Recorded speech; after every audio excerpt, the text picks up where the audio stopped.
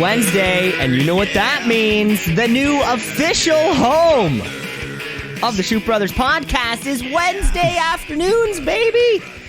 Of course, you're listening to Shoot Brothers, the only podcast. It's wrestling related. It's online. It's hosted by myself, Cameron Osborne. It's also hosted by Mike the Shoot Shepherd. Wow. And, the Wednesday night wars are over. You know, the NBA playoff basketball is in full effect. NXT's moved over to Tuesday because they were concerned with the real threat to the ratings, and that is our podcast. It has to be. Yeah, I mean, yeah.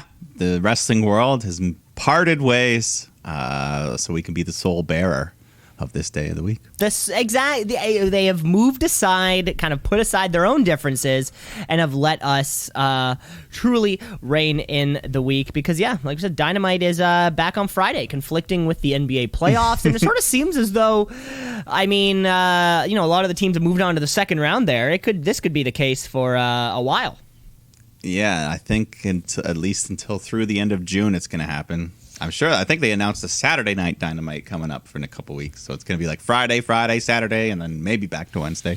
And I mean, I guess that's what happens, when you're on TNT. I don't know. Do sports? I picture sports not on TBS. Or if I do, I picture baseball.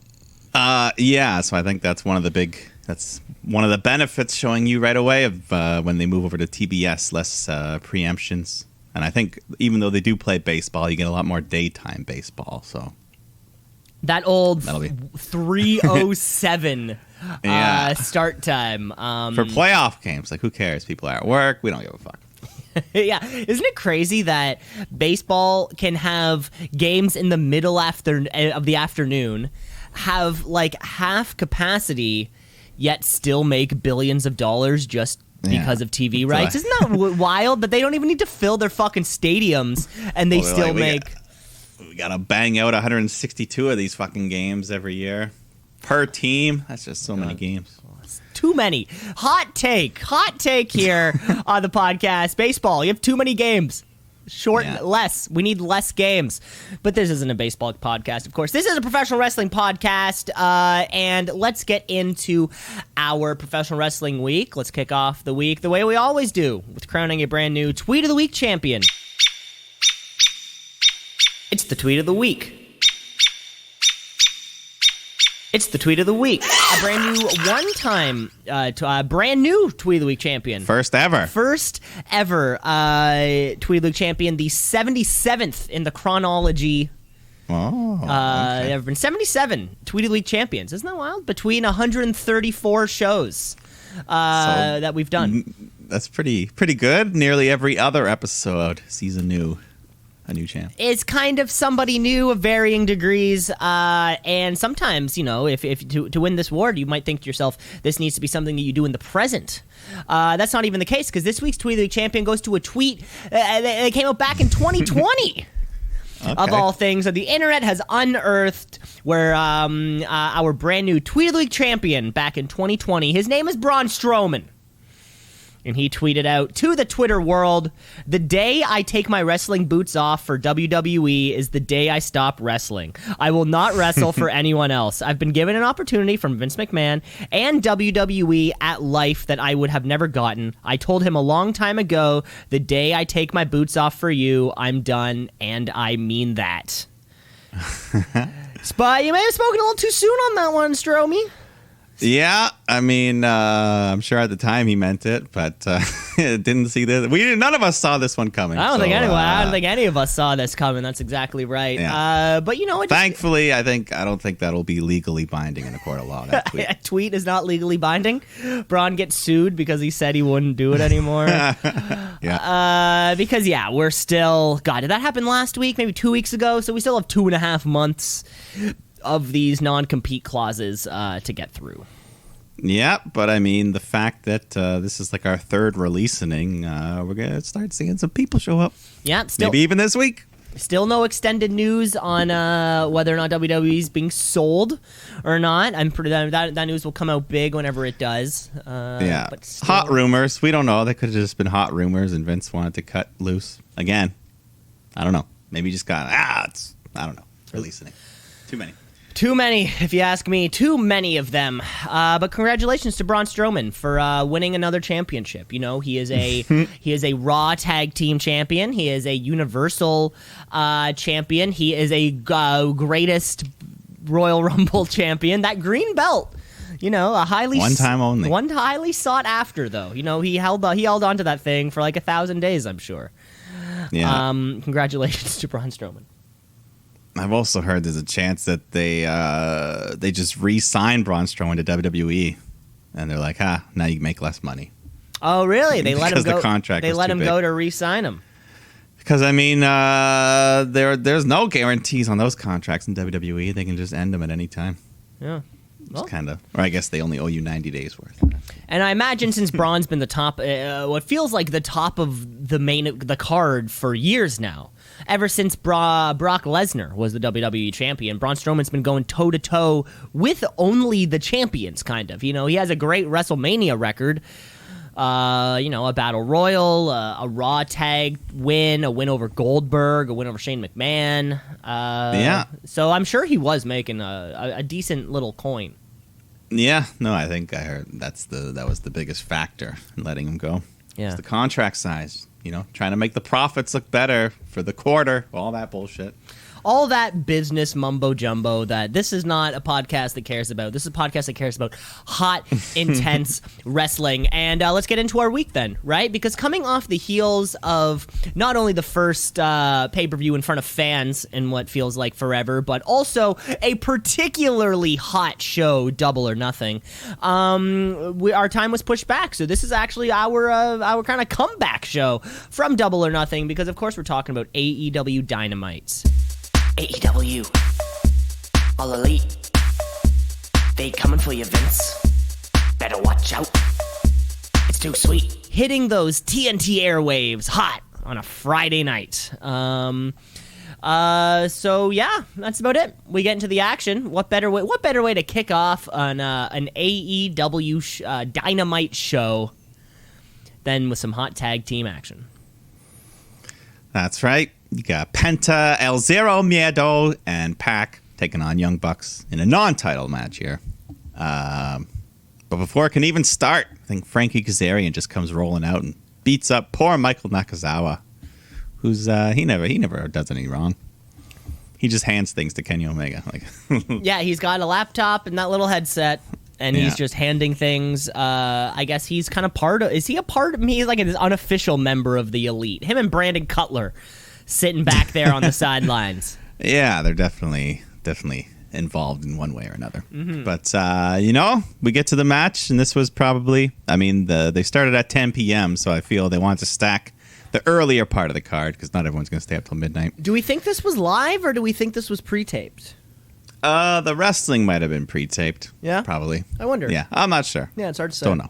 Because I think Daly's Place was dark by the time this match started, so... Yeah, definitely. Whether it was maybe like pre-taped at 8 or something, like they just snuck it in there, but whatever. I'm not sure. But, yeah, good match. At one point, there was... Pac just holds... He spreads Matt's legs apart, and Penta hits a double foot stomp right onto his balls. Right in front of the ref. On the crotch. No DQs. No DQs here. I guess. In any tag match, there's no rules, and JR will always point it out. Ref! He was getting real pissed sometimes. Like, come on now. JR is a stickler. He was a stickler at that Double or Nothing match when it was pretty much a 2v1 with Eddie Kingston on the sideline for the majority of that matchup. But hey, I didn't care. I mean, I don't care. I did not care one bit. They fight onto the edge of the apron there, and then Penta, both guys hit a big move. Penta hits the big package pile driver. Matt hits a German suplex.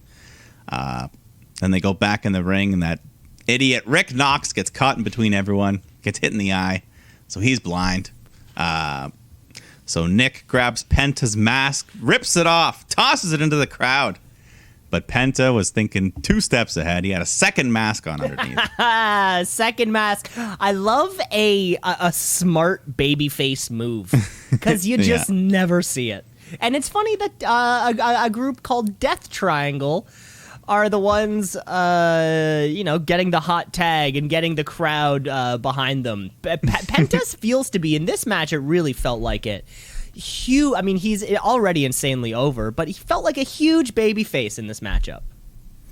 Yeah, who doesn't love him? Everyone, you gotta love Penta. But that was a great scouting there with the second mask. Nick was so into it, he didn't even realize. He was just taunting the crowd, like, ha, I got your mask. Then he turns around, right into a stiff kick in the balls from Penta, and another package pile driver, which I think they call something else now. He's got a specific name for it, but it's just a package pile driver. Oh, okay. Great. Yeah. Doesn't matter. The ref recovers. He tags in Pac, who hits the black arrow. And he's got the match won. But Matt Jackson jumps in at the last second to break up the pin. At 2.9999. Yeah, perfect time. Oh, I popped. This was wild. This was a big one. Yeah, even though it wasn't for the titles, it was big. It was big. I mean, that's exactly why. I feel like this is the time for them to win. Yeah, so Pac goes up to the top rope once again. But that damn Brandon Cutler, he just runs in, hits Pac with a camera behind the ref's back, and then Jackson stacks him up for the 3 count. So good match. He had those shenanigans, but still a lot of fun. And I think the Young Bucks antics might be starting to wear thin on some people. Not me. I love everything they're doing. It seems like every single match too, and we saw it a few times in that Double or Nothing match. They're just being assholes by referencing previous professional wrestling tag teams, and I think that's a great move. It brings them so much heat. I don't think we called it in the last one, but or at the Double or Nothing show. I don't think we noticed, but there was one moment where I think Nick Jackson pulls Jon Moxley up for a power bomb, and then Matt Jackson gives a big Roman Reigns ooh ah before he kind of assists him with the power bomb. Doing shit like that. Love seeing it. Yeah, a lot of fun.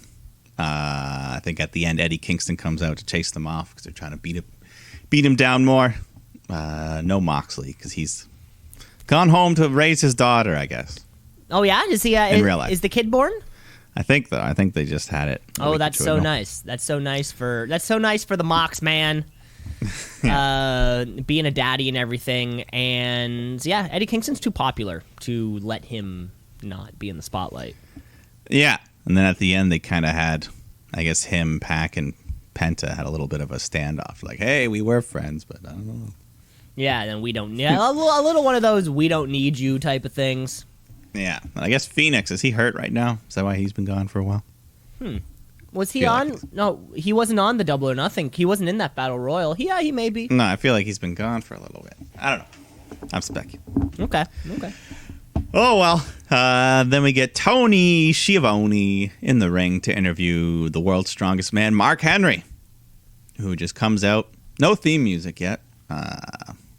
Just kind of cuts a basic promo. I'm happy to be here. And then Tony asks him the big question, if you're going to get in the ring again, Mark. And he says, well, I'm not going to say yes, but I've got a lot left in the tank. But then he gets interrupted by Vicky Guerrero coming out, just yelling, excuse me. And no, I think it's more of a squawk, less of a yell. Squawking, yes. Kicks everyone out of the ring so she can introduce us to the next wrestler, the newest member of All Elite Wrestling, Andrade El Idolo. I might have got that wrong. I didn't write Idolo. Idolo, sorry, yes. Andrade El Idolo, who we all know is Andrade. I'll just call him Andrade. There we go. Thank you. I'm glad he kept the Andrade part, but here he is. He's All Elite.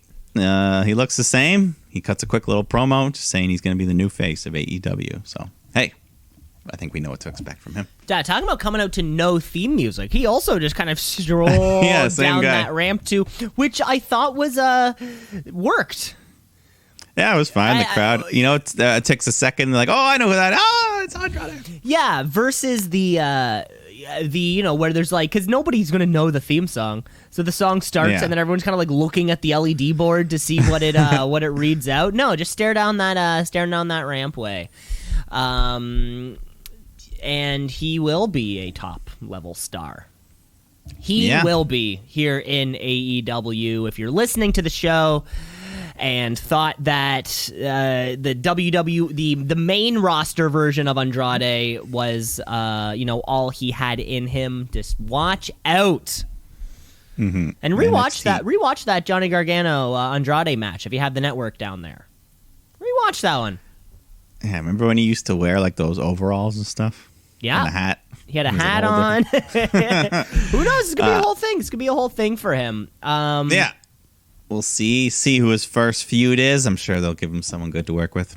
I think, and I'm calling it here, and the shoot meter will be flying off the charts. I think we're one step away from seeing Ric Flair here on TNT. I don't know. This was, just so you know, Mike and folks keeping track at home, this was episode 88 of Dynamite. AEW Dynamite likes to celebrate their achievements, of course, and they have big shows always planned. We're only 12 weeks away from episode 100, which they haven't even begun to market, but it will be a big show.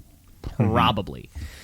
I don't know. So the Nature Boy returning to TNT for the first time in 23 years? I don't know. So, are you connecting this to Andrade? I'm connecting this to Andrade. The foot's in the door. Through Charlotte Flair? The foot is in the door for the Flair family to return to Dynamite. It is. Hey. Yeah.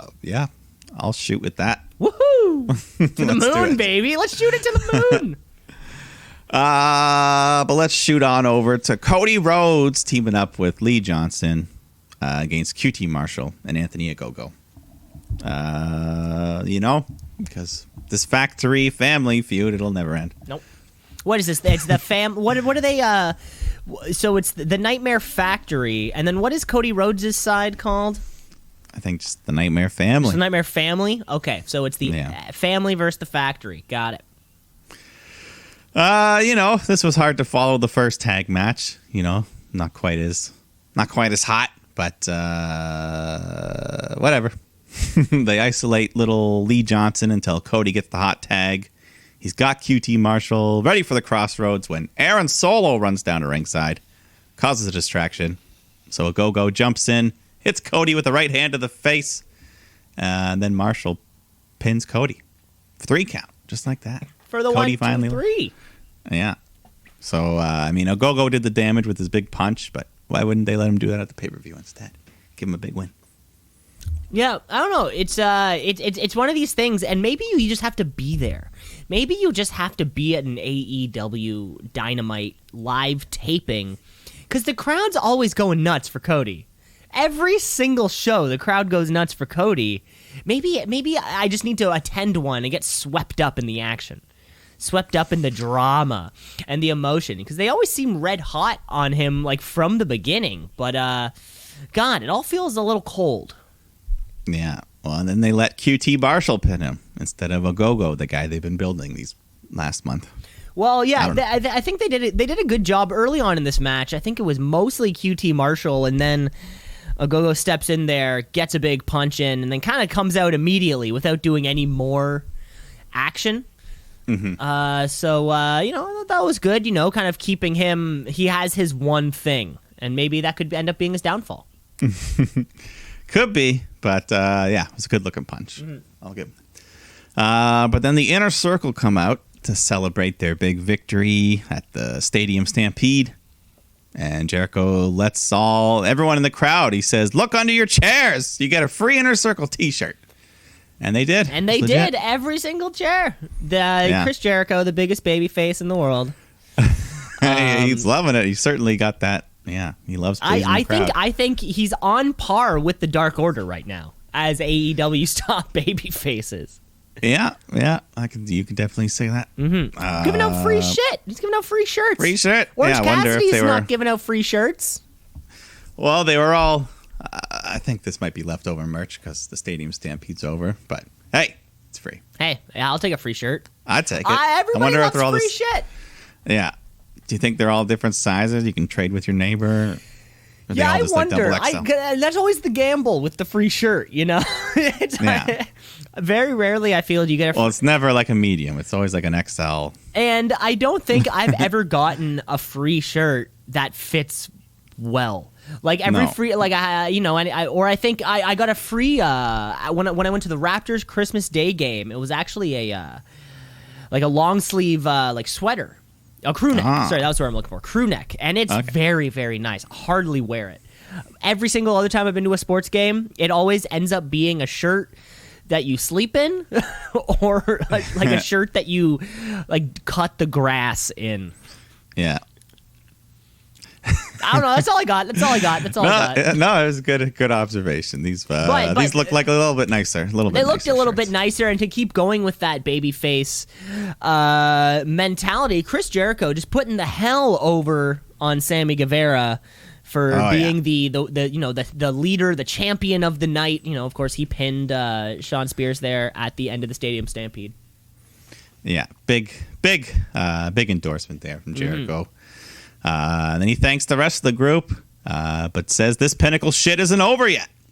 So they kind of each have their own little challenges. Jake Hager challenges Wardlow to an MMA cage fight. So I guess we'll get their own version of the fight pit. Do you think they'll go a whole octagon, or do you think they'll just kind of put a cage? Fight pit. Who knows? Yeah, maybe a sextagon. You know, just kind of sextagon. Yeah, I don't know. We'll see. Maybe just a circle. Maybe a full circle. That'd be like a sumo wrestling. The inner circle. You might have something there. And then, of course, Jericho wants MJF one-on-one to end it all. So this feud's not quite over yet, but we'll get there. Yeah, but you know what? As this was happening, so of course, the Pinnacle wins Blood and Guts. Inner Circle wins Stadium Stampede, and you're thinking there's got to be a third, right? That's how that works. But almost having a individual thing before maybe the eventual clash up, or maybe it's kind of whoever wins the most of these one-on-one matches ends up getting the win. The Santana Ortiz gave a great promo on AEW Dark, I think, because I'm always watching Dark. I'm always watching Elevation, Mike. You know this about me. That's fine. Yeah. You know, if I turn on YouTube and I see premiering now AEW Dark, hell yeah, let's go. I just sometimes pop into the middle of a match, watch Chris Statlander give that little Big Bang Theory, and then fucking walk out of there. It's always great fun. Move. It's a fun time there on Dark. They gave a great promo that they have not had a tag team match for the championship since their only match for the tag team championship on like their 7th week on Dynamite or something like this. They've been neglected as a team, and FTR has not. So I want to see, out of all these individual kind of breakdowns, we can assume that Sean Spears, Sammy Guevara, they're like the next logical group. The FTR Santana Ortiz, that's what I'm looking forward to the most. Yeah, well, I think MJF made a good point. He said to them the same thing. Santana and Ortiz have been in the Inner Circle this long, and what has it gotten them? Hasn't gotten them any title shots. Hasn't gotten them anything. Yeah, exactly. Great. Exactly. So, I mean, of course, Santana Ortiz, they were half of my match of the year, that parking lot brawl when they took on the Best Friends. I want to see them doing shit. Yeah, yeah, definitely. They're one of the best. Very excited for it. But then we get our our third straight tag team match to start off the evening here. Jungle Boy and Christian Cage taking on Private Party. Yeah, it was fine. Cage gets isolated. Jungle Boy gets the hot tag. Private Party look for the gin and juice, but then Christian hits Cassidy with a spear, and Jungle Boy jumps off the top rope. Or there's this weird thing at the end where like he's got him in this, I don't know, he just like almost dropped him on his head when he jumped off the top rope. Jungle Boy and Quen. Yeah, I saw that, but I don't know. Sometimes some of these guys are so athletic. It's like the Ricochet thing. Like, did you mean to do that? Or are you so good at selling that you made me think am I getting worked, or is this a shoot? I don't know. Yeah, I think he was fine because Jungle Boy puts him in the snare trap, gets the submission win. So this kind of makeshift. I guess they were buddies in the Battle Royal. So yeah, babyface in the Battle Royal. It's going to be hard for Christian Cage to come in too also and heal it up. down there. But I guess we're getting so Jungle Boy won the Double or Nothing Battle Royal, so I guess he has his championship opportunity coming up soon. So you got to get him. We got to get him some dubs. Yeah, no, he's looking good. Well, I'm sure we'll get that match. They'll probably save it for when they're back on a Wednesday night, back on a regular. On a regular time. I think that's really what it is. They didn't hype it. They didn't hype up his win as much because this was our Fallout show from Double or Nothing.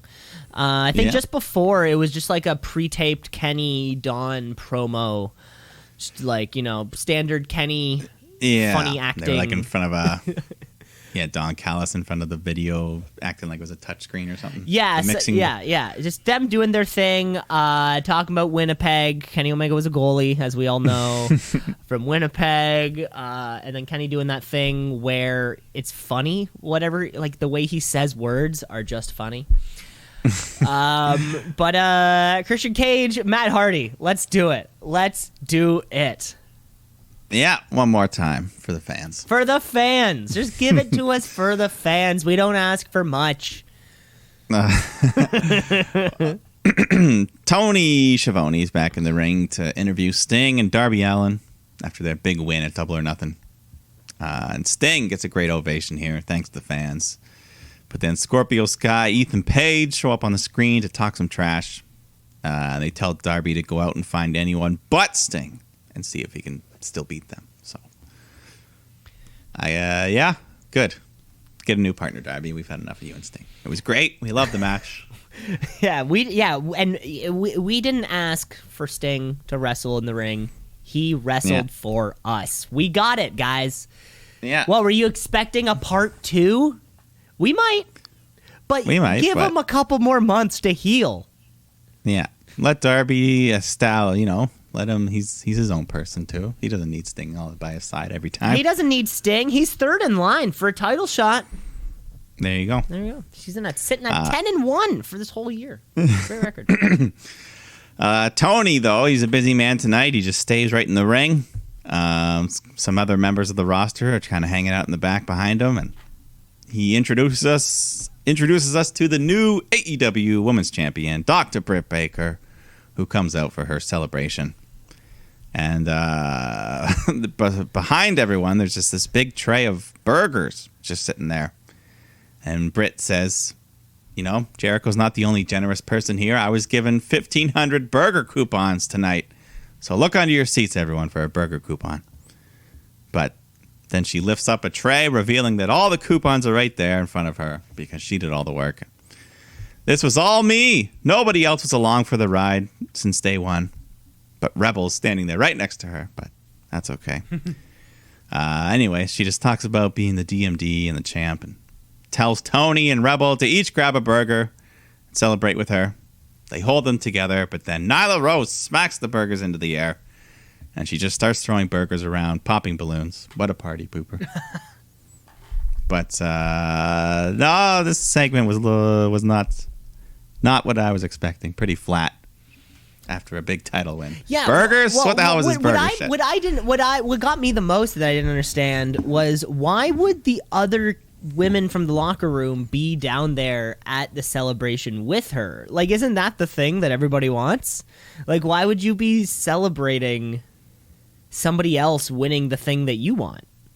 It just seemed like that's as soon as I got the whole segment was a miss for me. That was a little bizarre for me. I thought the burgers. Why the burgers? Why the burgers? Yeah, I think would have played better if there was a way where it was like, okay, everyone look under your seat. There's a coupon for a free burger, and then there's nothing there. Like to kind of do the opposite of Jericho thing. If you really want to be I'm the best. So yeah, you're right. It felt flat and not the celebration that I think Britt Baker deserved. Yeah, she should have put toothbrushes under everyone's chair. Something like that. Well, we're still like, brush your teeth, assholes. Well, we're still not sure. I think where she's super over with us, but she's still kind of the I'm better than you. Yeah, and I know it. It's the opposite, MJF. Yeah, I don't know. I still love her. This doesn't change anything. Yeah, just like you said, just kind of flat. yeah, I just don't. Why they the big stack of burgers? What it has nothing to do. If it was I don't know. I'm done. Like if it was sugary food. Like, because burgers, I don't think are like if it has nothing to do. A dentist would never tell you stop eating too many burgers. Like, I don't know how that would have kind of affect your teeth health. I don't know. If this was like Otis, this was like an Otis segment. He'd have a tray of burgers. Yeah, because he's like, yeah, big guy. I don't get it. Oh well. Oh, hey, I didn't write it. We got a rare, maybe the first ever singles match on Dynamite from the Bunny here. Also, Allie. What is she going by these days? I think it's just the Bunny. Okay. The Bunny taking on Red Velvet here. It was okay. The big scary moment was when Red Velvet goes for a suicide dive and just about lands upside down on her head. Just so much momentum. Yeah, how do you pull that off? I don't know, but she survived, thankfully. And then on the outside of the ring, the Blade hands a pair of brass knuckles to the Bunny. But luckily, Velvet ducks it, hits her with just desserts roundhouse kick to get the win. Yeah, in that dangerous time slot, too. I think that's right. It's 9. This was even more. This was 11:30. It was 11:30. Yeah, these are... a lot of people can't stay up that late. Yeah, it seemed like a bit of a weird finish, though, right? So, like, why would you need the ref distraction if she's gonna miss, or like if she won't be Bunny has the brass knuckles, the slug in there.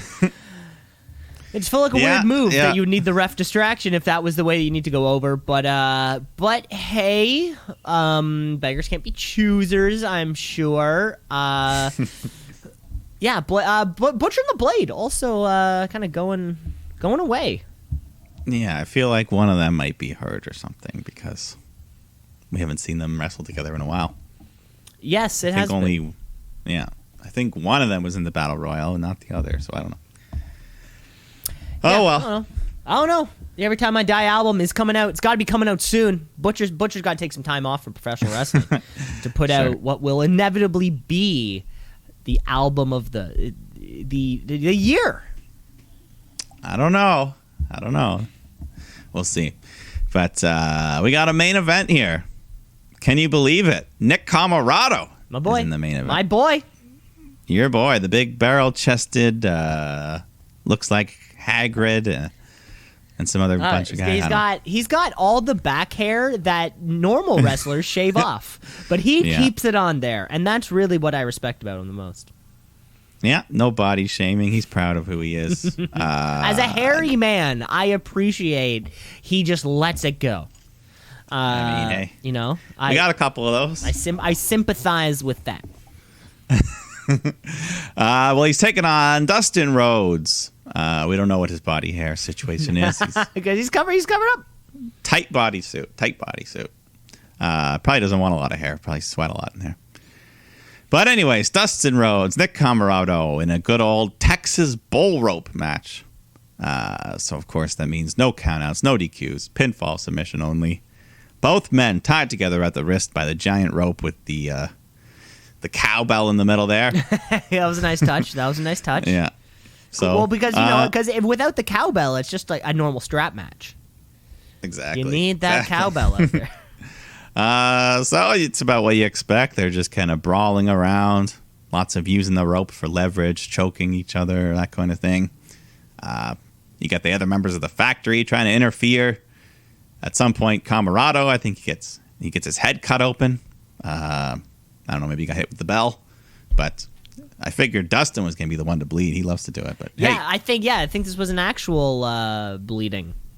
Might have been. Camarado, maybe he's like main event, man. This is my moment. I gotta get some. Yeah, well, wouldn't you? Yeah. Then we get a table set up on the floor, and Dustin's power bombed through it. And then that Aaron Solo, he removes the turnbuckle pad, but then Colton Gunn shows up to fight him off, and then Dustin hits his bulldog and the final reckoning onto the cowbell, but Camarado kicks out at 1. Then he comes charging at Dustin. But he gets picked up, dropped onto that exposed turnbuckle, and then nailed in the head with the cowbell. Dustin climbs up to the second rope to hit the diving bulldog. And then he hog ties Camarado's legs with the rope and pins him for the 3 count. So Dustin wins. Dustin wins after the old bulldog, the old second rope bulldog. Yeah, which still isn't that impressive. But, hey, either way, kudos to Camarado for being in a main event. Hey, exactly. And although it might be midnight, you made it to a main event. Dustin did a great job. You know, you're putting over little guys like that, or new guys. I shouldn't say little guys. Just like Moxley did in that first match back. I don't know. Yeah. That was when Nick Camarado's star started shining. Yeah. But like I said, I think there's a reason this was the main event, and they put that hotter tag team match on first because more people were going to watch it. Well, yeah, very, very much so. You know, because you're coming from SmackDown. You're like, hey, what's on? What's on the other I want to show? watch another 2 hours of wrestling tonight. I want to watch another 2 hours of wrestling. Well, God, you know, Mike, that was AEW Dynamite. It's the exact same night. I guess we should have started with this show, like, you know, kind of following ourselves through a Friday night. Because a Friday night at 8 p.m., there's one place to go. You're on Fox. And you're gonna watch Fox television for 2 hours, and before you're switching over to TNT. But on Fox every Friday at 8 p.m. Every Friday, regardless of sports, or holidays, or anything that could impede professional wrestling, we have SmackDown. Okay, folks, it's Friday night. It's time for SmackDown Live. It used to be on Tuesday, but then I think it was on Friday before, though. No, wait, they used to film it on a Thursday and then release it. It's just SmackDown Live. Live from, what's it called? Like the Youngling Center? Something like that? The Thunderdome? I don't know. It's the Thunderdome, but it's the Youngling. It's got a real, It's got a real name. While we're here, it's the table. It's Roman's table. That's what it is. I picture a large oak table, very ornamental on the sides. So the show opens with tracksuit Roman Reigns coming out. Have we seen this look from him before? Now, this is new. Yeah. He's kind of wearing like your standard Adidas zip up, white stripe up the side. Kind of tracksuit, which is interesting. I guess I imagine you can buy them www.shop.com. Use promo code ShootBrothers for 15% off. Yeah, I can only imagine that's the case. Yeah, no, it had the Roman Reigns Superman punch crest on the little breast there. So maybe. But anyways, now that I'm thinking about it, have we ever seen Reigns in an actual suit? No, he's been just doing like t-shirt and army pants. You know, wreck everyone and leave, or the one where he's pinning both Edge and Daniel Bryan, but it kind of looks like he's mounting them sexually. They got rid of that one after like 1 week. I don't know. Well, anyways, he's out here, him and Heyman cutting a promo. He calls out his cousins, so the Usos come out, and then Jay shakes Reigns' hand, but then he turns to Jimmy. Says, it's your turn to acknowledge me. And then Jimmy says, hey, I already did. Back at Hell in a Cell, remember? He choked my brother and me out. So, yeah. But tonight's about winning the tag titles and making the family proud. So Roman just says, yeah, if you say you're going to win, you better do it. And we just jump right into that match for the tag titles. Ray Dominic taking on the Usos here. Yeah, hot way to start the show. Some good tag action. We finally get the Mysterios wrestling, you know, not just one of them. It's been like it's been the last couple. Well, I think since they won, we haven't seen them 2-on-1 competing together. Yeah, so nice to see the father and son taking on the brothers here. Lots of family stuff. Lots of families, familial relations. Yeah, so they isolate Ray. They hit a big Samoan drop onto the announce table, but doesn't break. So then Dominic gets the hot tag. He starts flying around. He gets Jimmy set up for the 619, but he gets out of there, hits a super kick, goes to follow up with the Uso splash. But Dominic gets some weak-looking pair of knees up. The way he landed on him didn't really look that bad, but Dom just rolls him through, stacks up Jimmy, gets a 3 count, or so it would seem. You know, the ref made the count, but Jimmy clearly gets his shoulder up. Michael Cole says he kicks out. The commentary says he kicks out, but the bell has rung. So according to the record books, Mysterio's retain. the Usos lose their mind. And the replay shows, the ref made a mistake. Weird ref mistake angle. How often does that ever come up? I can't say I can think of an example. Once in a while, but yeah. I mean, sometimes I don't know. But backstage, Roman Reigns is all pissed off for losing to a child Dominic out there, and I don't know. He wants them to fix this, so go talk to Adam Pearce and Sonya, see what happens. Then at the very end, he calls Jay Jimmy. He's like, "Okay, go do it, Jimmy." He's like, "I'm Jay, cuz." So hey, just some more heat. And, I think Roman says, "Like it makes a difference," and I'm like, "Woohoo!" Roman Reigns expressing my feelings towards the Usos since the day I walked into their life, or they walked into mine. Because oh my god, now at least they were doing a shorts and pants thing this time. I don't know if you noticed that for this match. I think Jey Uso was wearing the shorts, Jimmy Uso was wearing the pants. That's good for me. Similar to the Seidel brothers, they do the same thing. Roman Reigns is fire. Roman Reigns is fire? Yeah. Oh, yeah. Like when the kids say, like, "Oh, that's fire." Yeah. Yeah, that's... yes, he is. He was spitting the fire. That's me connecting with the audience. Roman Reigns, everything Roman Reigns does right now is fire. Yeah. I guess we do get a follow-up. The Usos storm into Pierce's office, and Sonya and him, they said they're going to make a decision. And then eventually later they stop the Mysterios, who are ready to leave the arena. They got their bags packed. And like, the show is still going. Yeah. That'd be like showing up for work, and you get there on time, and they're like, "Hey, Mike, you got to check this order." And you go over, check the order, just fucking walk out. All right. Yeah, I'm out. Love it. Luckily, they caught him just in time and say, "Hold on, we reviewed that footage there, and the ref fucked up. You got to defend your titles again tonight." So, good thing you're still wearing your gear. They didn't even change. Didn't even change out of their gear, which is fantastic. Every single week, Sonya Deville keeps dressing more and more like Adam Pearce. And this week on SmackDown was great. They're both in black suits, black collared shirt. She had a blue tie. He had a red tie. They're really, I like that they're very, they're similar look, similar authority status. Yeah, I like it. Mm-hmm. Then we get Carmella taking on Liv Morgan in the rare singles action here. And a couple cool moves from Liv, one I've never seen before. She did this unique version of the backstabber where she had their arms pulled back at the same time and then cracked her back. Looked cool, but Carmella recovers, locks in the code of silence, and Liv taps out. So all my hopes are gone. Why does it feel like every single time Liv Morgan's there, it's like a restart? Yeah, it's like a reintroduce us to who she is. And she always consistently gets those pre-taped, staring down the barrel of a camera, super zoomed in type of videos, and it's like, yeah, we know who you are. Let's get her some dubs in the ring. And God, yeah, every time it's just like push and then pull, push, pull, push, pull, and yeah. There's no reason they couldn't let her beat Carmella here. And now with Ruby Riott gone, this was the time. I know. I don't know. Also, you think she would have said something about Ruby Riott being gone? Literally her tag team partner's not there anymore.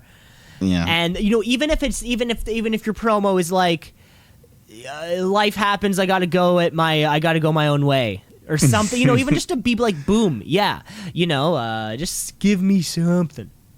Yeah, but nope, we'll probably not see her again for a long time. Yeah, probably why we won't. More on that a little bit later on in the show. But we got Bianca Belair coming out to cut a promo on Bayley. She's had enough of Bayley and her cackling, so she challenges her to a match at Hell in a Cell. But then Bayley appears on the screen to respond, and of course she just starts cackling some more. And then the Thunderdome just fills up, just starts multiplying. Bayley's everywhere. Which I actually like that visual. It was funny. for me. You gotta laugh. You gotta laugh. I Just guess like the She does witch in Wizard of Oz. Yeah. But anyways, they're starting a feud between Otis and Gable and the Street Profits, but not very important. They're just doing stuff backstage. Not very important there. My biggest takeaway is like if I were to let's say I'm watching Hell in a Cell with somebody who's doesn't keep up with SmackDown or listens to the Street Brothers, and then Bianca Belair, Bayley step out there into the ring, and then they just ask a simple question: "Hey, why are these two fighting?"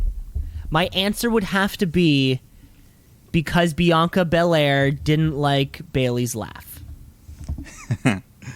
Right? Well, that's what she seemed to say in the promo. Like, they couldn't even come up with something a little bit better than, "I hate your laugh."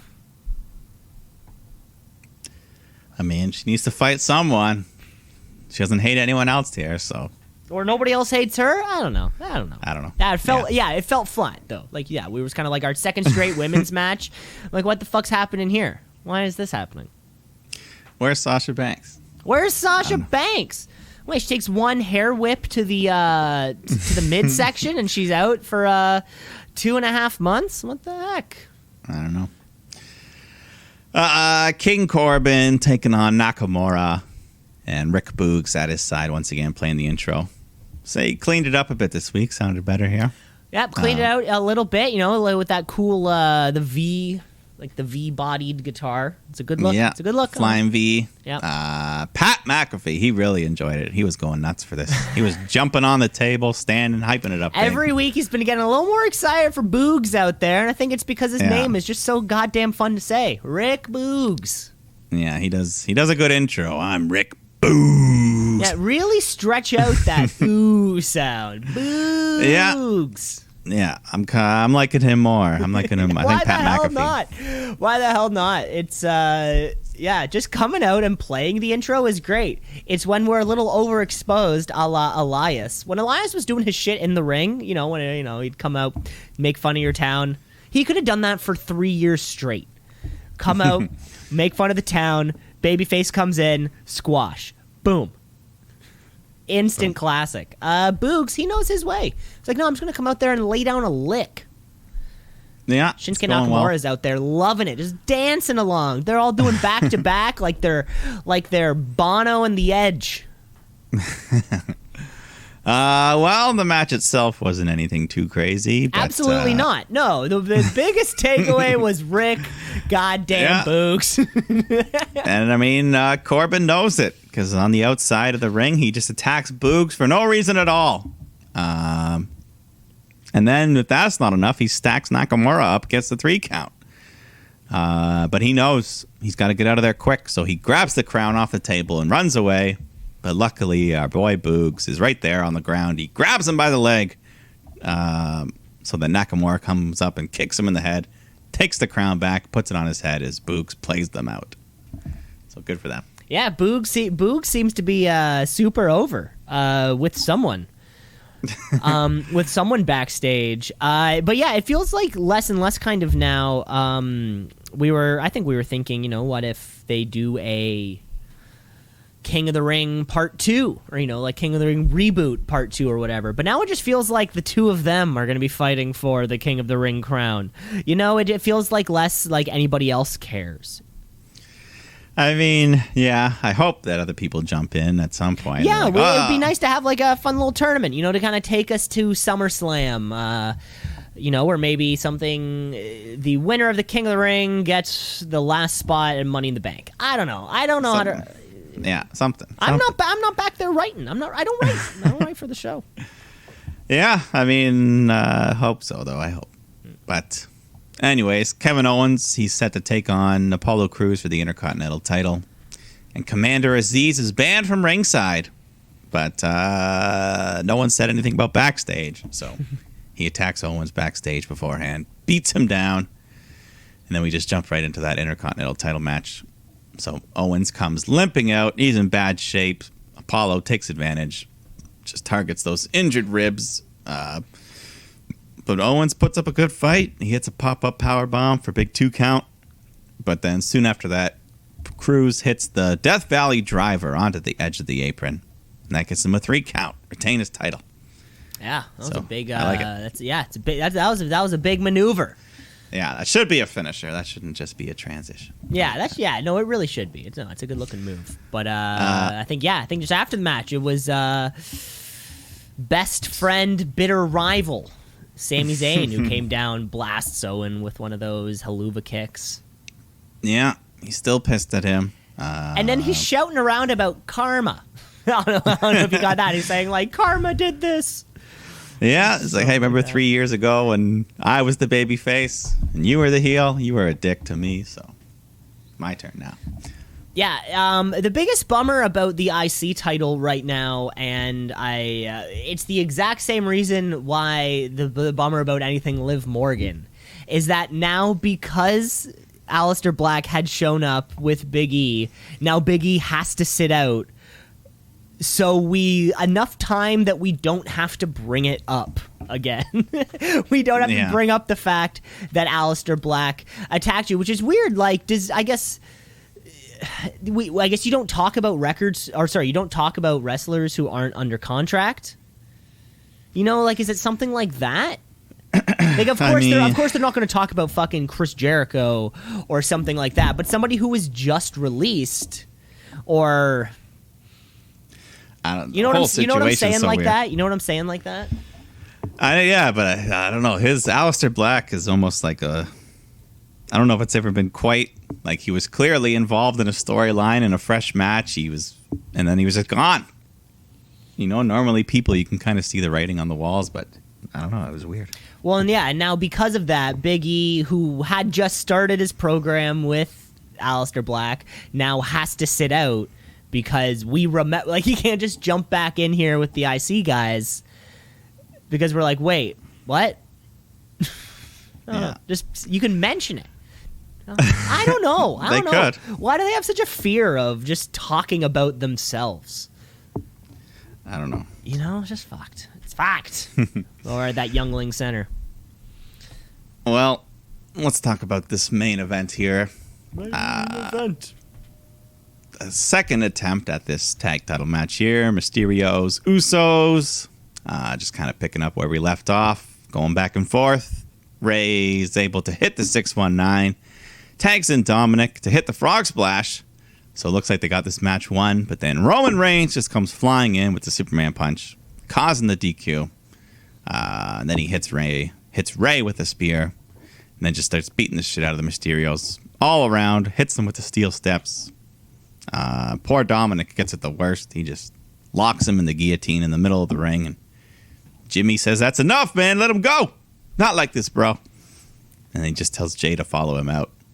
And Jay doesn't know what to do. He's just conflicted, looking on between the both of them as Reigns just continues to beat the shit out of Dominic to end the show. Yeah, Dominic got the shit end of the stick on this on this one. Roman Reigns threw all 265 pounds of himself into those steel steps when he just threw them at a 20-year-old. That was great.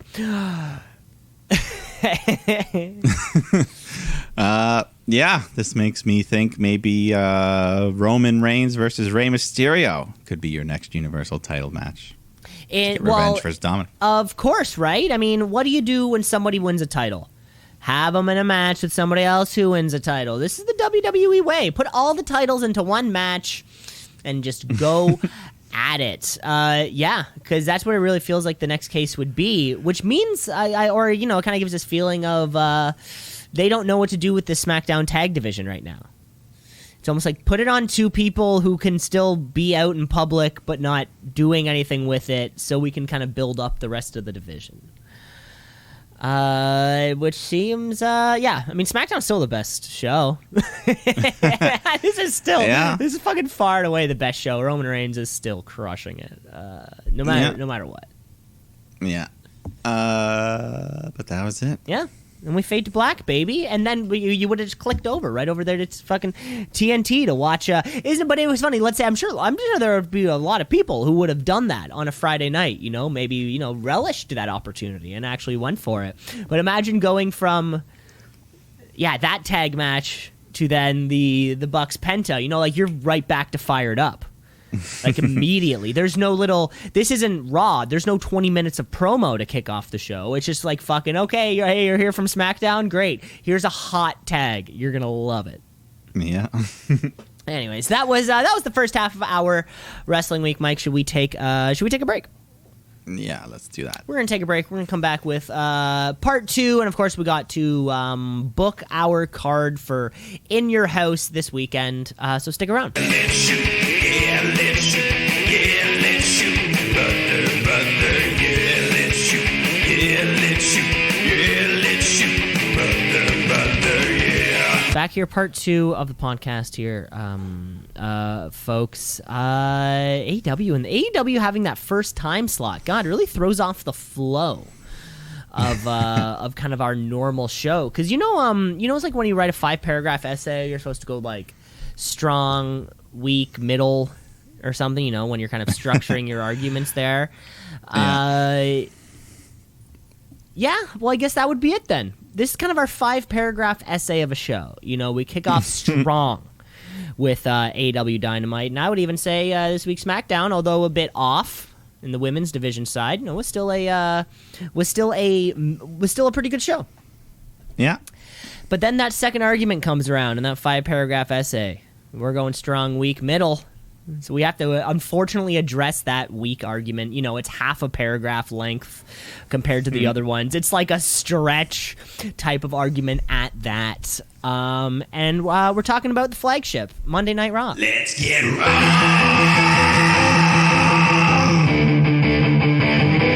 Let's get raw.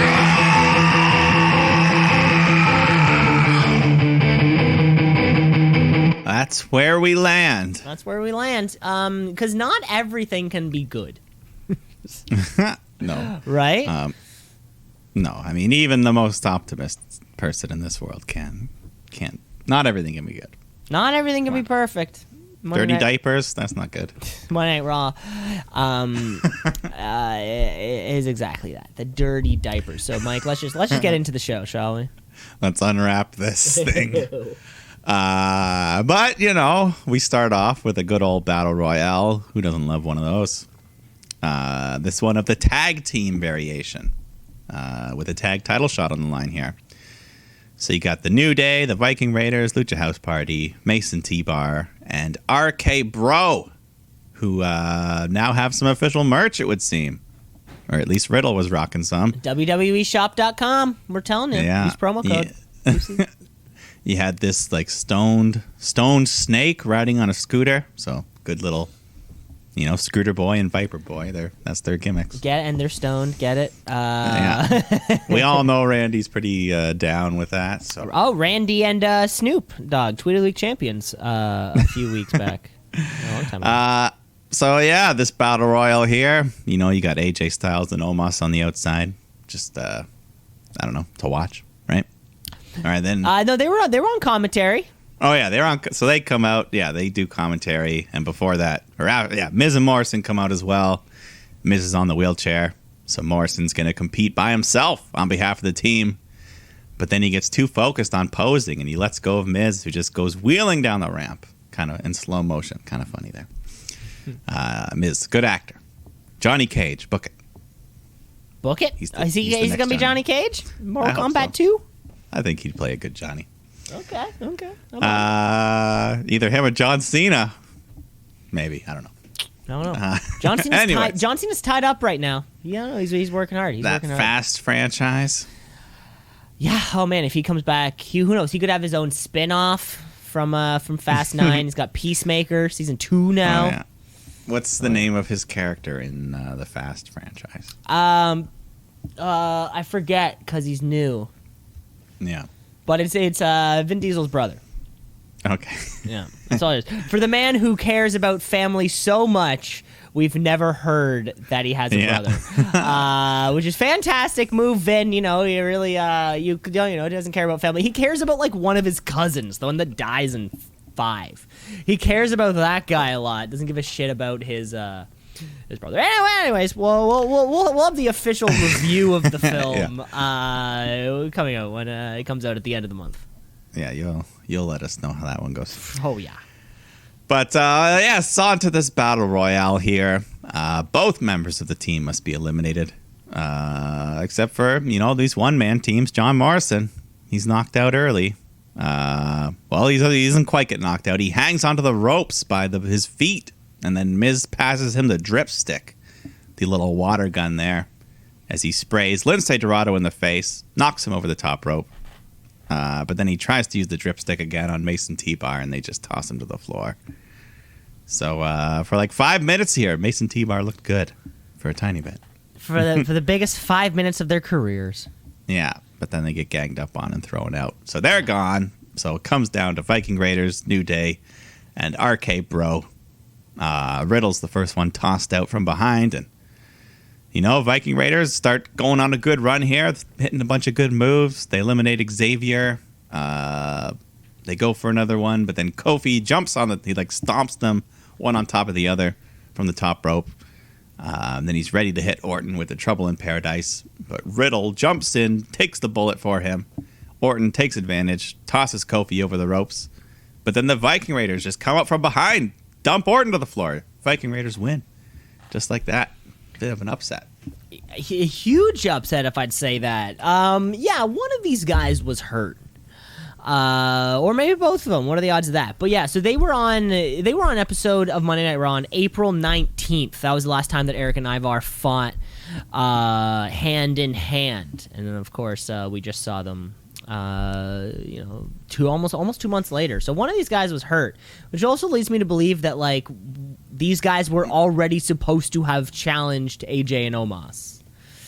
Because they get their first match in a month and a half, and they just get the win after they were out. They had 2 straight matches, consecutive weeks, and then out again, and now back. So, yeah. Yeah, no, they look good here though. Yeah, that could be a good match. Those big men. I don't know if they could hit a Viking experience on Omos. Yeah, it's a lot of beef. A lot of beef in that ring. A lot of beef. But I guess that'll probably happen at Hell in a Cell. It could. That title match. Anyways, we go backstage. Charlotte Flair is complaining to Pierce and Sonya. She wants a rematch against Nikki Cross. But then Rhea Ripley walks up and says, no, I actually respect Nikki and I want the rematch with her. So Sonya says, how about this? You both get the rematch in a tag team against Nikki and a partner of her choice. So we'll get that later. Weird. Yeah, I mean, it's not what they asked. It's it's not what we wanted. Feel weird.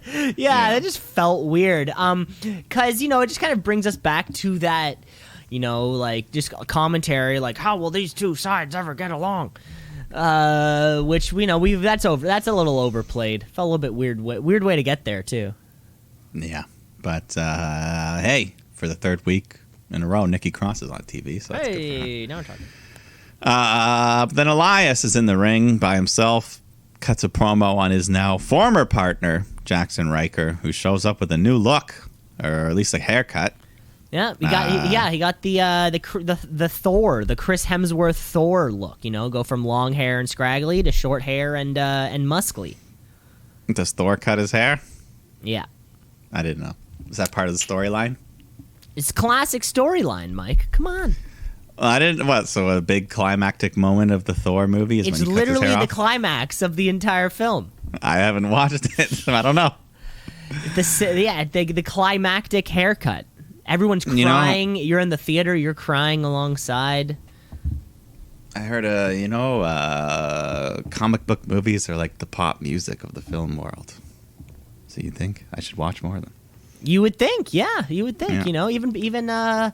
Yeah, if Poppy can get a shot, well, we'll get to her.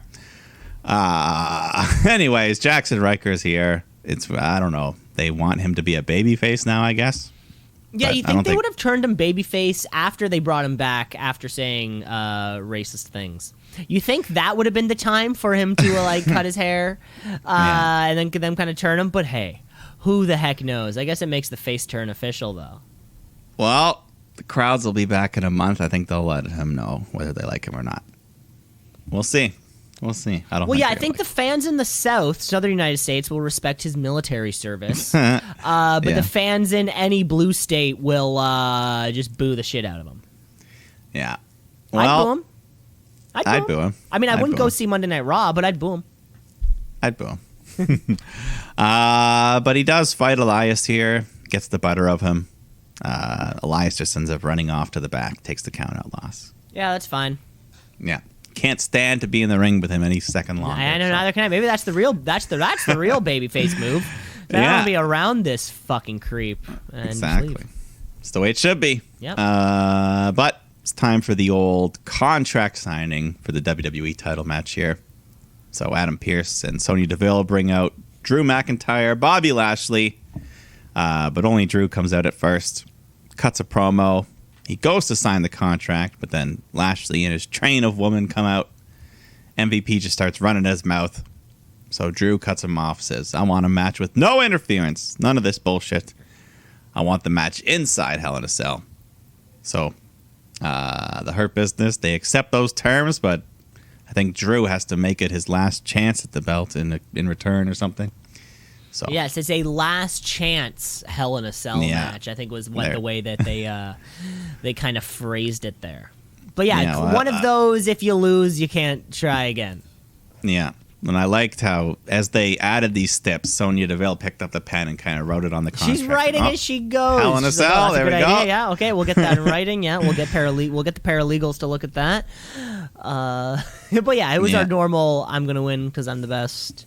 Yeah, you don't normal stand contract. A chance. Yeah, a classic contract signing. Although this one did feature Drew using a sword to cut the table in half at the end there. Oh yeah, that was a little. Yeah. I don't think we've ever seen him swing it. He wasn't wearing. I don't think he was wearing his kilt though, was he? I don't know. No. I can't remember. Maybe the sword will come into play in the cell. He'll have the sword under. Thing, just kind of lop one of Lashley's limbs off or something. I don't know. He could. What if all this time Lashley's had like a prosthetic foot and never told anyone? Now's the perfect. All this time. And then just bam. Yeah, well, perfect. I mean, I think last Hell in a Cell we got or two Hell in a Cells ago we got the Randy Orton screwdriver through Jeff Hardy's ear stretcher. That was a good one. Yeah, that was fun. Yes, we're getting a little gruesome. Getting a little gruesome here at Hell in a Cell. Yeah.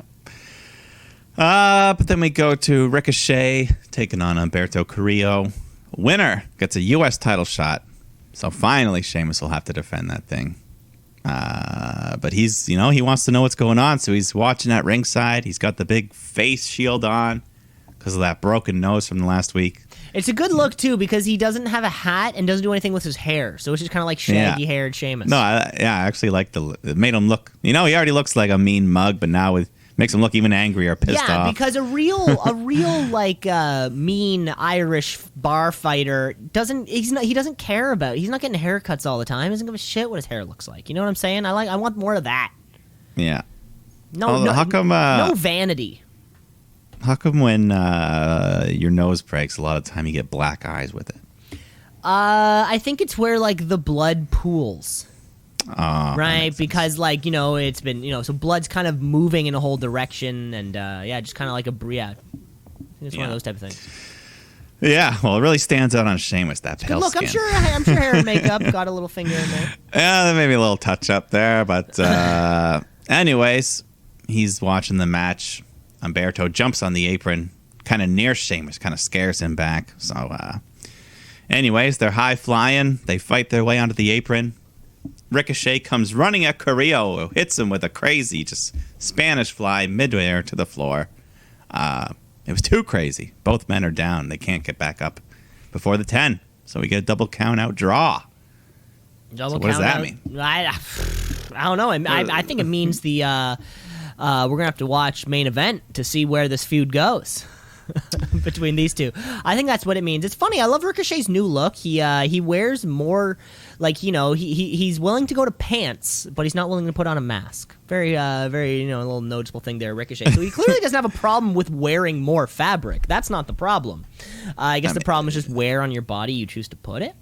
You want him to wear a mask? Yeah, well, when he's out in the world, yeah. instead of. Oh, a mat. I thought you meant like a wrestling mask. I was trying to be a little cheeky there. No, I get it. I was trying to be. I was too literal. You were too literal. I was thinking lucha. Oh yeah, Prince Puma. Prince Puma's he can come back there. Yes, but let's go. We got Eva Marie. It's finally coming. Evolution next Monday. We get the big announcement. Great. We'll see. Hey, hold judgment. Next week we get the big announcement, which is funny. So, like, they're announcing the announcement. No, I mean, she arrives. Okay, she arrives next Monday. Okay. And I'm sure she'll be in the ring. But see, here's the thing. I'm sure she's going to have an announcement. Well, she's not going to fight, I don't think. She's just going to arrive and be like, hey, I'm Eva Marie, and it's time for the evolution. Great. So she's going to say the exact same thing that the video package is. That's my bet. That's your bet. Just that, drop the mic, walk out. Or she might interrupt someone. Yeah, I wonder who. I don't know. But hey, Jeff Hardy's back. We haven't seen him since, I don't know, WrestleMania? Was he even on WrestleMania? I can't remember. Yeah, there was no battle royal type card, which feels like where he would have been. Who knows? Maybe. Oh, yeah, he's on a big losing streak. Yeah, he's a main eventer now. Oh, poor Jeff. Taking on Cedric Alexander here, but he got the better of Cedric this time. Hit the Swanton Bomb, got the win. So they still care about him. They still care about him enough. Yeah. When are they gonna release Jeff Hardy? Release him. You know what I'm saying? What? So he can go join his brother? Of course. Yeah, maybe. I mean, I feel like they still like him enough that they know he's still a name. But I mean, obviously, they released big names. I don't know. Mm-hmm. It's really up to them. We'll see. Maybe Jeff Hardy doesn't want to get released. That's a good point. Maybe he's liking this main event, not working too much. Working with Jinder on main event. Maybe he likes that. Who knows? But let's go to this tag match. Rhea Ripley and Charlotte Flair forced to team up against Nikki Cross and the partner of her choosing, who ends up being Asuka. Which, that's a good pairing. They're both kind of... I mean, I was kind of thinking this whole time, like, there is that little bit of surprise of, like, ooh, who is it going to be? But then you just think about the roster, and I'm like, oh, okay, no, it's definitely going to be Asuka. I don't know who else... I didn't really think about it until the match actually started. Like, it's not going to be Nia or Shayna, because Nikki Cross is too over for that. It's not going to be Naomi. Maybe she was a hot maybe. Yeah, maybe she was a hot maybe. And then it was kind of like, okay, I guess that just leaves the obvious choice. Well, they work well together. Asuka, Nikki, Rhea Ripley, and Charlotte just doing the typical. Arguing, slapping each other, tagging each other in hard behind each other's back. So eventually Ripley shoves Charlotte, so she hits her with an elbow, and, just more arguing. Eventually it breaks down. They just cannot work together.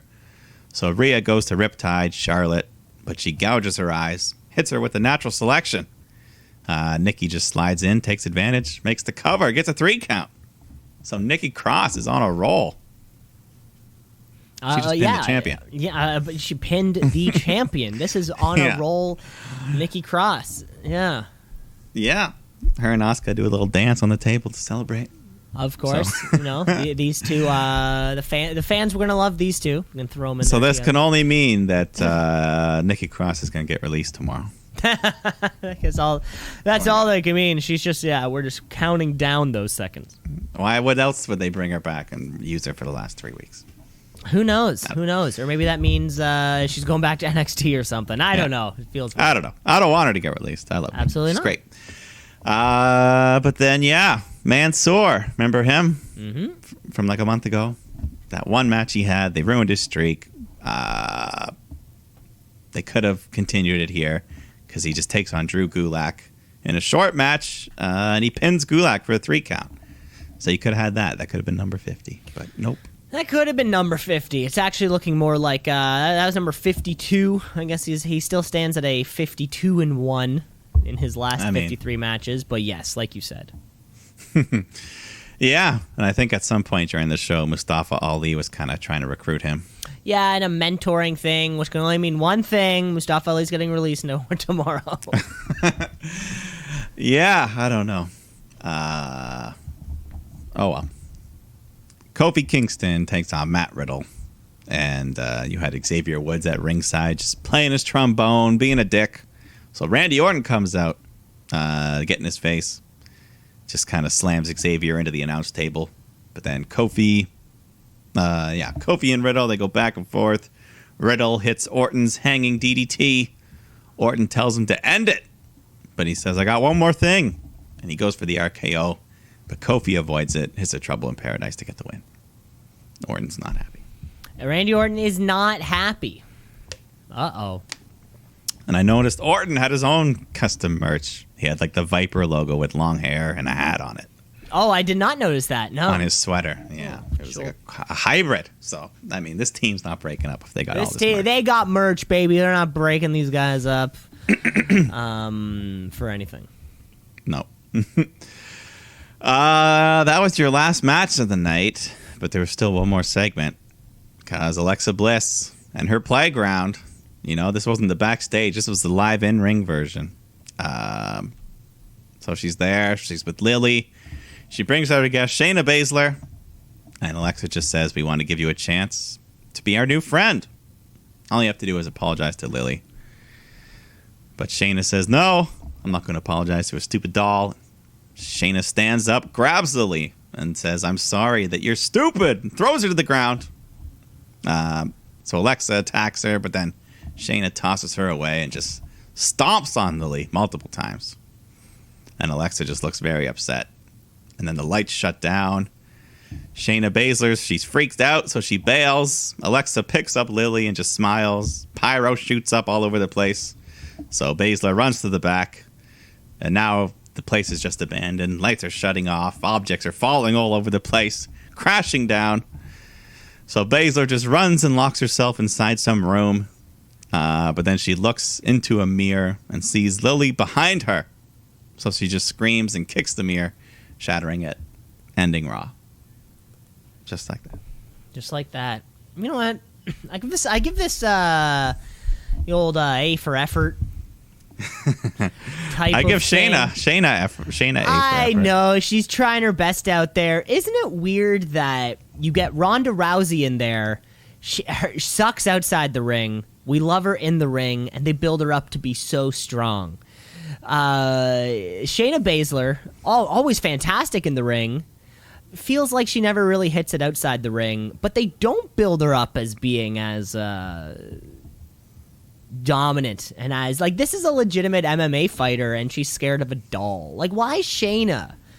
Why not Nia? I feel like she could play that a lot better. Not to say that Shayna didn't do a great job, but I haven't liked this thing since day one. And I feel like it's just getting worse. Yeah, they drag everything out way too long. The whole playground thing. I'm just done with. I'm done with, Mike. I can't do it. I just want to see them wrestle. That's all I want. I want to see them in the ring again. What's the point? It's going to be fucking Fiend Part 2 against, I want to see the in-ring version of Lily. I want to see what she looks like. I just want to see it. And then I don't care about that in the first place. Unless you're Randy Orton, I don't care about what you're wearing. I don't care about your look. I only care about the Rand Man when it comes to that particular thing. I don't know. Well, that was the end. Thank God. That was the big ending. Thank Christ. Thank Christ. Let's hope we can move on to something a little less creepy next week, shall we? Let's get on with the rest of the podcast then, because it's not Wednesday. It would have been Tuesday night that this happens. It still feels weird that NXT is live on a Tuesday. Yeah, it's only... how long has it even been now? It's only been a couple months, 2 months. And can we, finally get fans back? Is it I mean, I'm not a business owner in any way. I don't know the logistics of putting on a live show or anything like that. But if AEW can do it, NXT can do it, right? I don't know why, because it still feels, especially compared to that Double or Nothing pay-per-view, this is big. This is the biggest thing I am now kind of falling into, that an AEW wrestling show feels like a wrestling show. And these ones are now kind of missing the mark on that. NXT, we're getting into it. Let's fucking go. Okay. NXT, what does it mean? I don't know, but it's some good wrestling. So NXT, watch and see. Let a tap out, a count out, 1, 2, 3. Because there's like 20 people there, hand-picked Instagram fans. So you still get that super, and there's a roof. There's still got that super hollow feel to it. I don't know. I'm really noticing that difference now. On NXT more than the other two shows for whatever reason. Yeah. I don't know. Hopefully they'll have a bit more. Maybe they'll open it up for Takeover. We'll see. Yeah.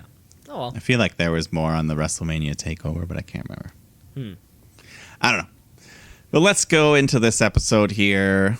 We start off with Austin Theory taking on Oney Lorcan. It's just a nice hard-hitting match. Pete Dunne comes out to watch, so Gargano comes out, and I guess my favorite part was when Austin Theory hits this cool variant of the Spanish Fly where he does like a seated springboard thing into it. Looked pretty cool. That was a weird one. Yeah, but anyways, Johnny and Pete start fighting at ringside, so Theory takes his eye off the prize. Lorcan hits him with the finisher, gets a 3 count.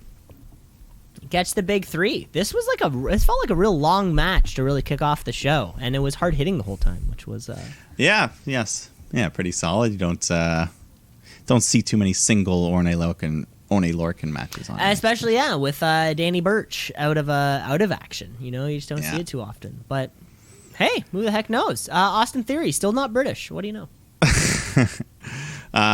We get a vignette of LA Knight walking around a fancy house that probably is not his, but trying to make himself look good for Ted DiBiase. A fancy Airbnb. Yeah, exactly. But yeah, just getting some hype for this segment we're gonna get to later. But then Legado del Fantasma come out.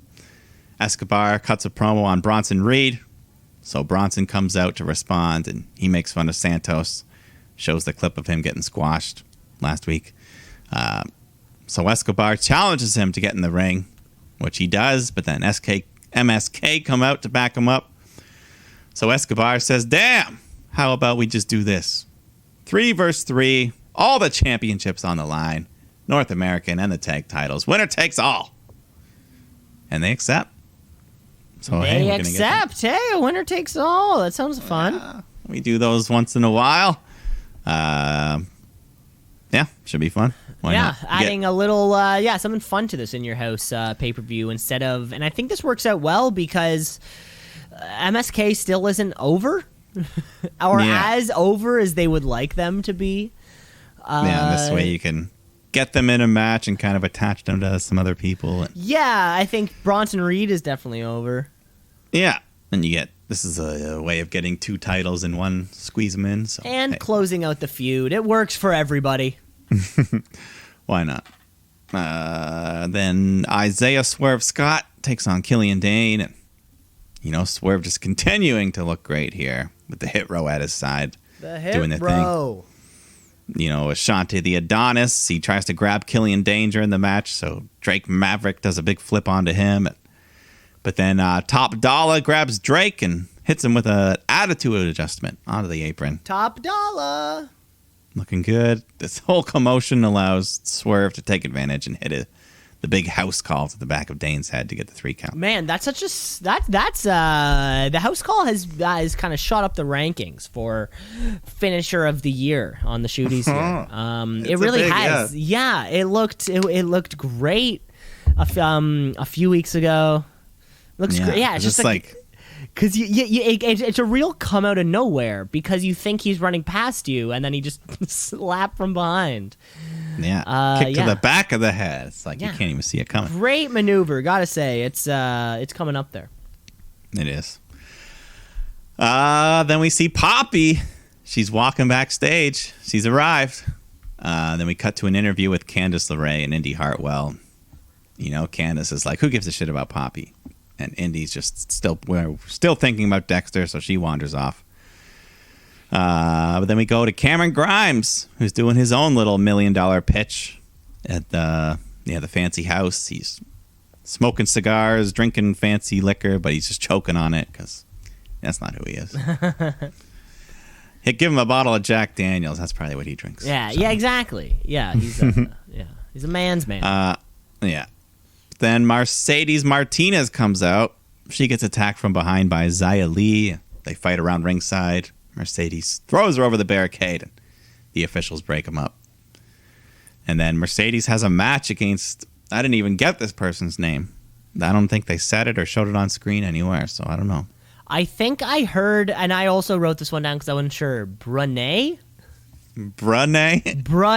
I kid you not. I kid you not. Okay. I think that's what I heard them say.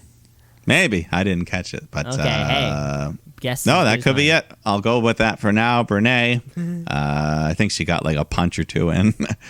But Mercedes hits her with the big air raid crash, gets the easy win. So that was that. Yeah. Easy win. But I guess needing to set up, Xia Li, Mercedes Martinez. Yeah, I mean, they're having a match on the Takeover, so I'm excited. Exactly. We go backstage where Triple H and William Regal officially welcome Poppy to the CWC. And Hunter just tells her what a fan he is, and he's loving getting to use her music on NXT. He wants to know, when does the next album drop? And she says, well, right now. And she pulls out her phone, taps a little button there. And Triple H is just bewildered. He doesn't understand the technology. I don't know. William Regal's just in the background making faces. Then Dexter Lumis walks up. And he's got this nice drawing. Presents it to Poppy. She is so thankful. She gives him a nice hug. But then just at that moment, Indy Hartwell walks up. Just goes, Dexter, how could you? Excuse me. Oh, Jesus. Big ol' sneeze. I'm allergic to the drama of all this action. So I don't know. This could be some long-term Poppy storytelling here. She's now involved in this love triangle. Oh, Poppy, what'd you get yourself into? I'm here for it. So, but we'll get more of her. Maybe. We'll see. But in the meantime, we've been promised all night this big Ted DiBiase $1 million announcement. So he's in the ring. He brings out Cameron Grimes and LA Knight. He says, on Sunday, it's a time for both of you to climb the ladder of success. And then for this, I think this is the first time I've ever seen this, we see a ladder lower down from the roof. I know. Who's operating this machinery up there? I don't know. That's pretty cool, though. And this ladder, too. This was beautiful. Solid gold with the green dollar signs on it. So that's right. Ted DiBiase says we're going to have us a ladder match. So LA Knight, Cameron Grimes, they both cut promos on one another. And Grimy, well, here, he's just getting more fiery every week with these babyface promos. He's getting the crowd so hot.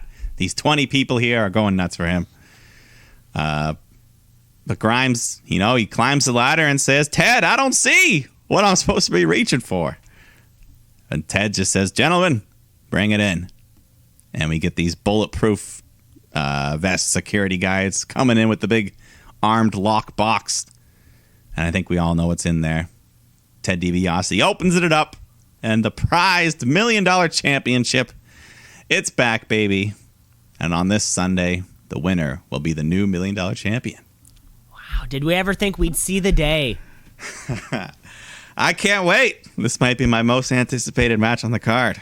Yeah, this is going to be a real good match. Like you said, Grimey's just been getting over with these babyface promos. That's been it's been fantastic and a fresh addition to NXT. Kind of rotate something in. I think one of the problems with the FTW Championship is that no one gives a shit about the FTW Championship. It means nothing. Yeah. It was given to him.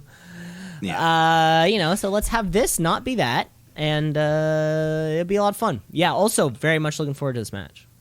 Yeah, I mean, a ladder match, any excuse is usually going to be a good result. And I was already looking forward to them fighting. So now that they're ladder match for the $1 million belt, that's going to be great. That's perfect.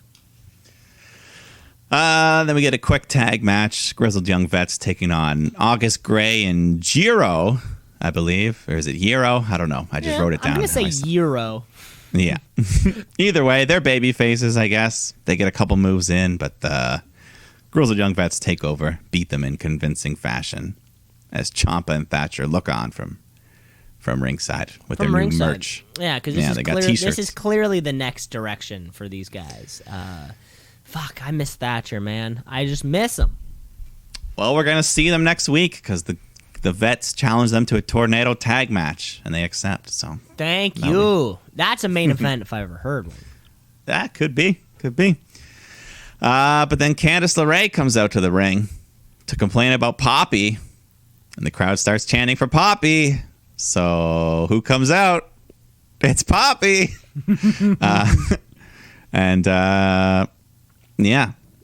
Candice tells Poppy to, I can either, I don't know. She says, you can face me here, I can face you in the NXT parking lot. So the lights shut out. Poppy comes out looking like a superstar. But she says, I don't wrestle, but I know someone who does. And we get the return of Io Shirai, who just gets in the ring and beats the shit out of Candice. And then her and Poppy have a nice little celebration together. Secret handshake already. Hope maybe they can meet in that parking lot, like you said. That at a time, this time last year, the parking lot at NXT was the most dangerous place in all of sports entertainment, and it's sort of it's taken a back seat from the danger lately. Yeah. I thought the last time we saw Io Shirai, she was like sitting in a boardroom, giving like a pre-tape promo. Am I wrong? Yeah, and then Frankie Monet walked up. Yeah, but did she have the match or whatever to resolve that, or did she just? I don't know if she did anything after that. Okay, yeah. I think that's what caught me off guard because I was kind of like, "Oh shit, what?" But yeah, you could be right. But yeah, Candice LeRae and Io Shirai are they're like the Kevin Owens and Sami Zayn of NXT right now. Like they're gonna fight forever, and it's always gonna be worth it. Maybe Candice and Indy versus Io and Poppy. Who knows? Well, of course, celebrity appearance of the year is a big category. She's up for it, that's for sure. Best I'll be celebrity appearance. Best celebrity appearance. Pat McAfee is of course the unanimous winner but we'll see. Of the first. But let's go to Dakota Kai taking on Ember Moon in a little tune-up match for her going into the title shot. But, they got a good amount of time here. It's going back and forth. Raquel on the outside trying to cause trouble. Or I think eventually she just jumps right in when Ember's about to hit the Eclipse. So Raquel jumps in, hits her with a big boot, caused the DQ. Ruining. Boo. Yeah, we had a good match going. She ruined it. But anyways, afterwards they try to beat up Ember, but she thwarts them and hits the Eclipse. So, hey, she stands tall. Yeah, still getting the last laugh. Ember Moon getting that last laugh.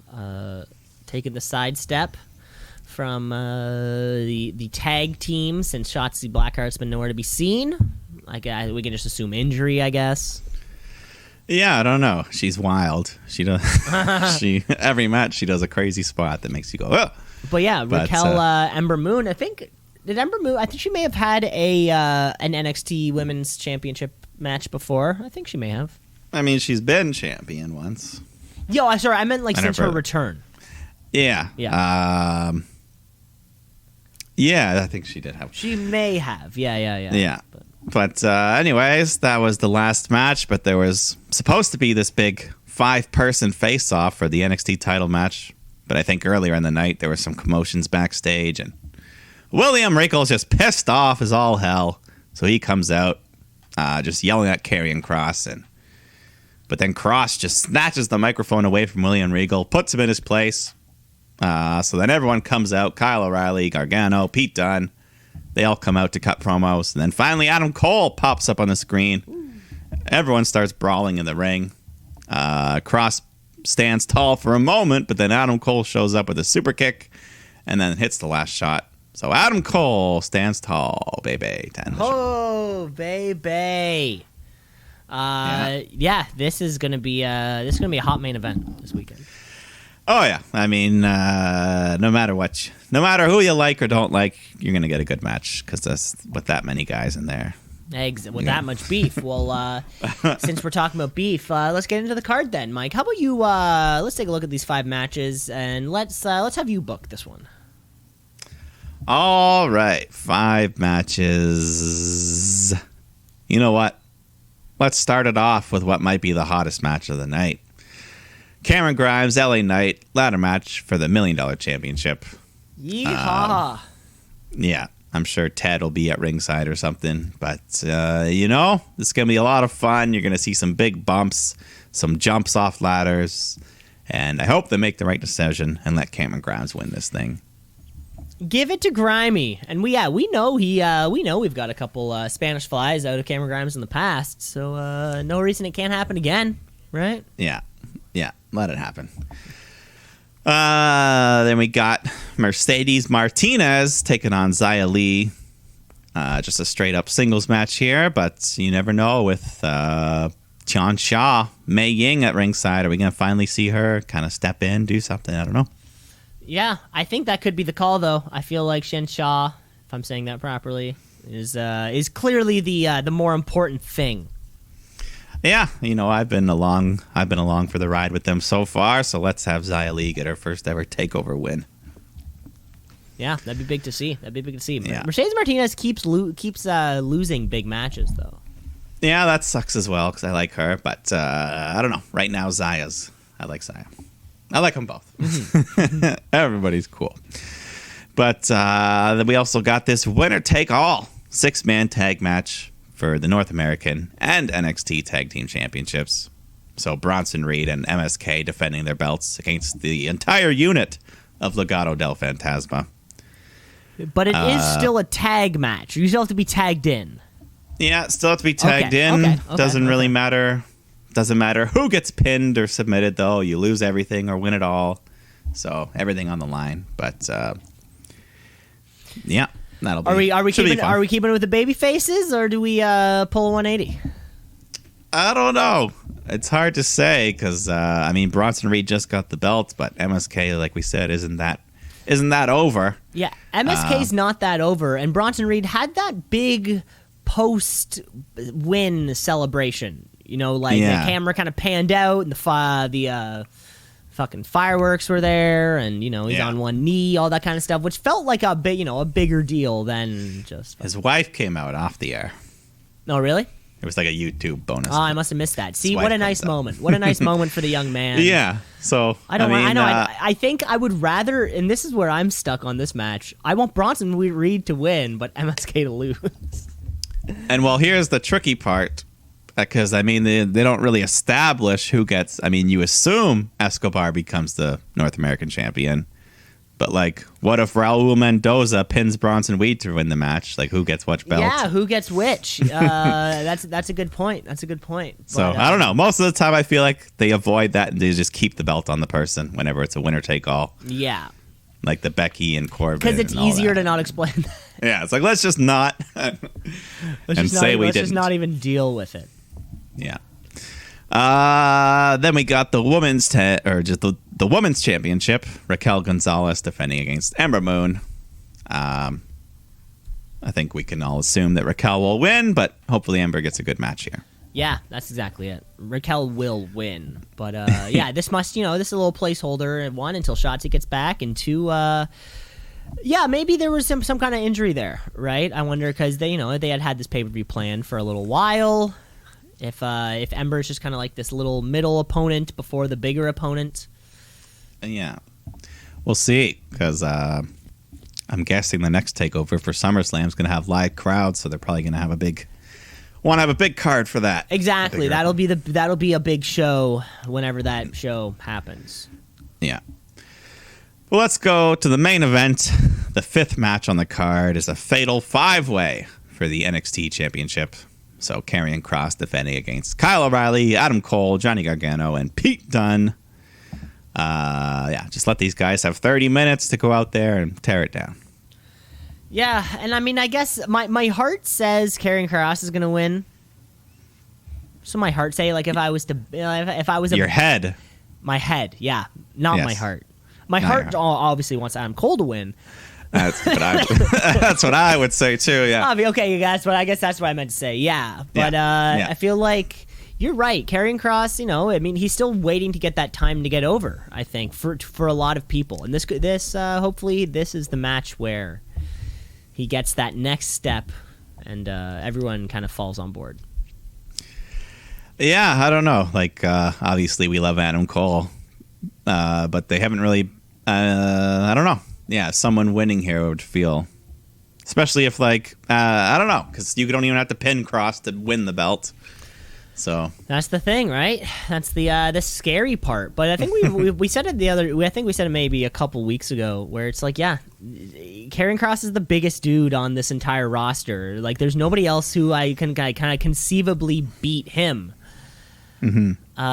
You know, like this is a fatal 5-way, but there's no beef. There's no beef in this. very little beef. Very little Karrion. beef. It's one of those. It's a slider.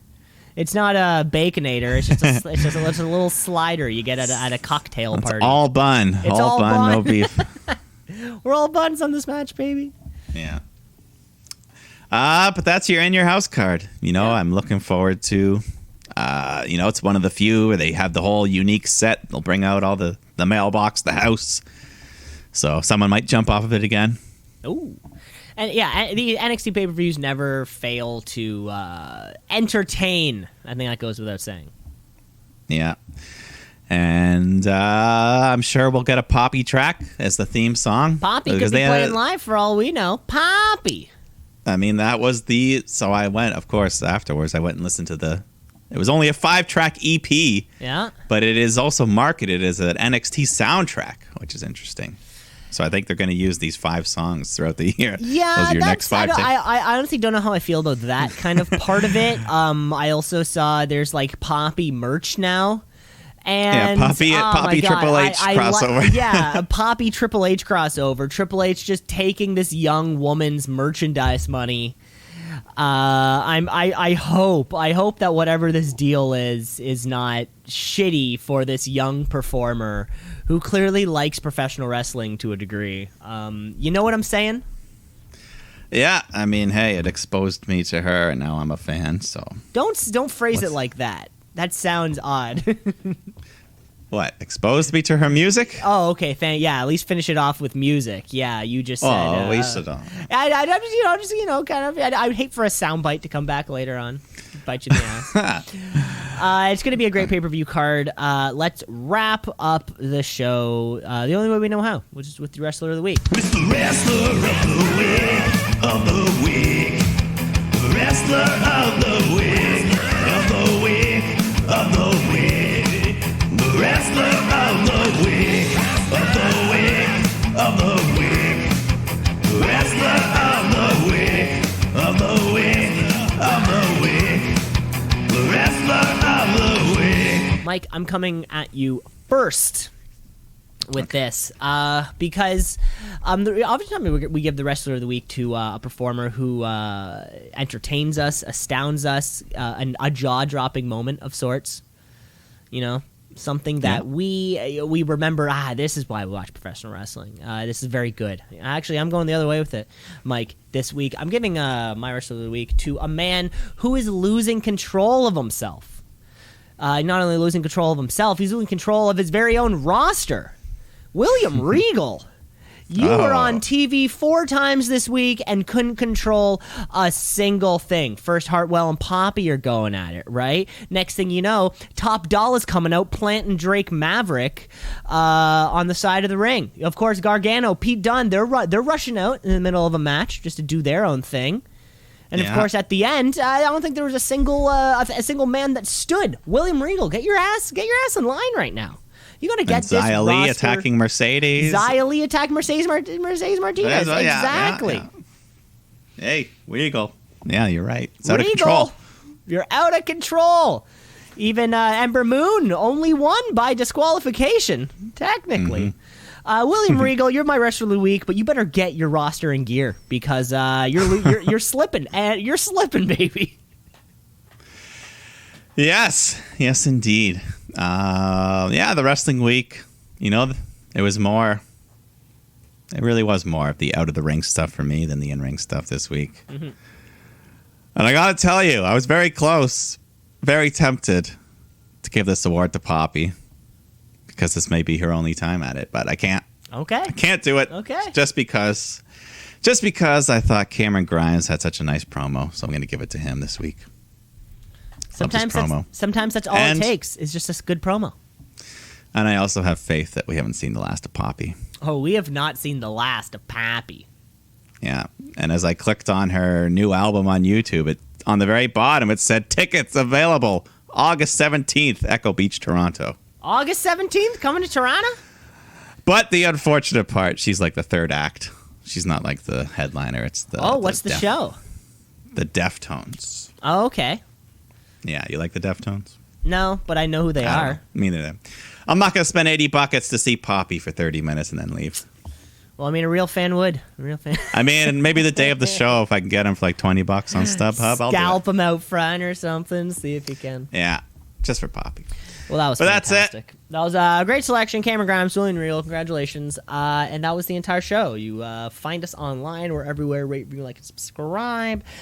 Apparently, Apple Podcasts has this new like subscription-based thing coming up, where it's like you pay for it, but it's like a Patreon, but it's Apple Podcasts. So you can like follow normal podcasts that are free for everybody, but then there's like a pay for tier of it that you like, you do like exclusive episodes to. I don't know how that works. I had no idea how it works, but I think either way we're ready for it. We're on both. We're going to be on both of those the new little platform or whatever. I'll have to look more into that. But that's all I got. That's all I got for this week. Very excited for Takeover, and that's it for me. Absolutely. Yeah, should be a fun show. Yeah, it'll be a great show. Okay, Mike, you take care of yourself. Have a good one.